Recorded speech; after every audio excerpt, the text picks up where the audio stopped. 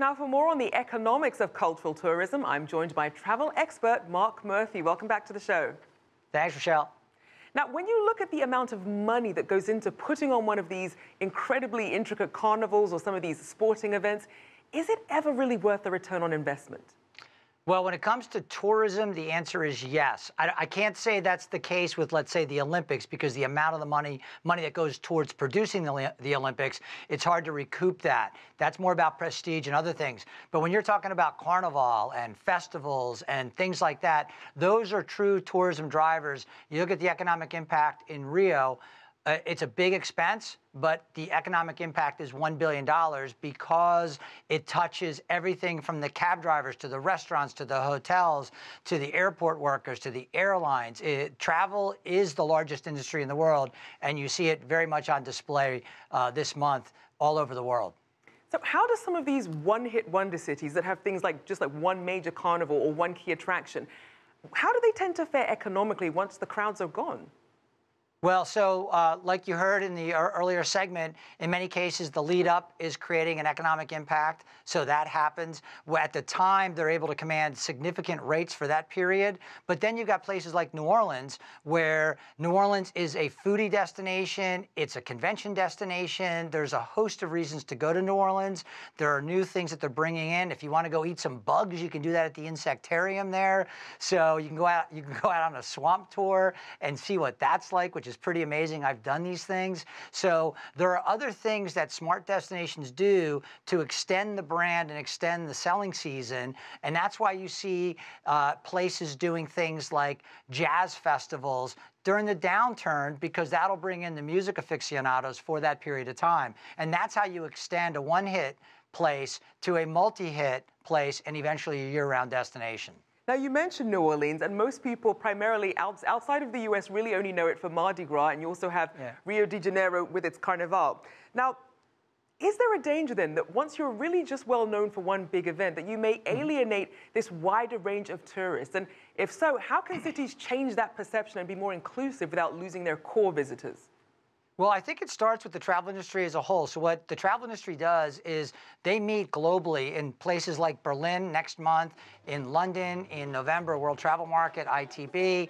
And there, folks put together packages and plan festivals and plan events to bring people in. And I think what happens is the engine of travel starts with the industry, starts with travel agents, starts with spreading the word about what is really going on there. I think you're right. From a visibility standpoint, New Orleans is known for Mardi Gras.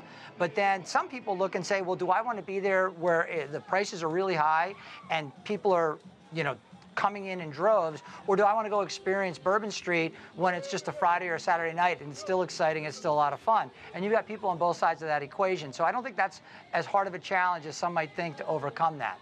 Now, how large of a market is this so-called cultural tourism, and how do you see it growing? All right, so cultural tourism is all about the experiences. So it's not about going and staying in a resort. It's about getting out and seeing the people. So what you're finding is, number one, more and more people want experiences. And you're really seeing that with the millennials, and you're certainly seeing that with the experienced baby boomers who are traveling in the U.S. You're also seeing that in cultures around the world.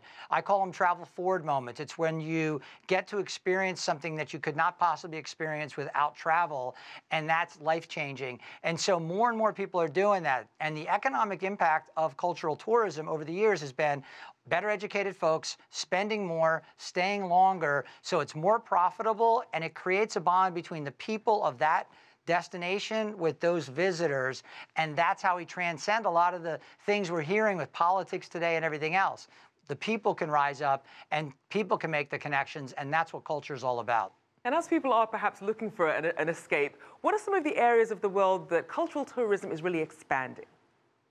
Well, you're seeing people wanting to experience places like Southeast Asia, and they want to go there. So a place like Thailand, that's been booming for years for tourism, now you see Vietnam developing, Cambodia developing, and other places, even like Taiwan has developed, new things to draw people in to the destination. And it's a big world, but there's a lot of places competing for those tourism dollars, and that's why folks are trying to always draw new people in with food options, with hotel options, with attraction options, and a lot of it at its root touches on the culture. In fact, a big resort called Atlantis Paradise Island is actually bringing Bahamian culture into the property, so a totally new approach to really create those authentic experiences on property, not just off property, because many people never leave the property. So I think that's a wonderful move by Atlantis, and you're seeing more and more of that on a microcosm as well as a macrocosm level.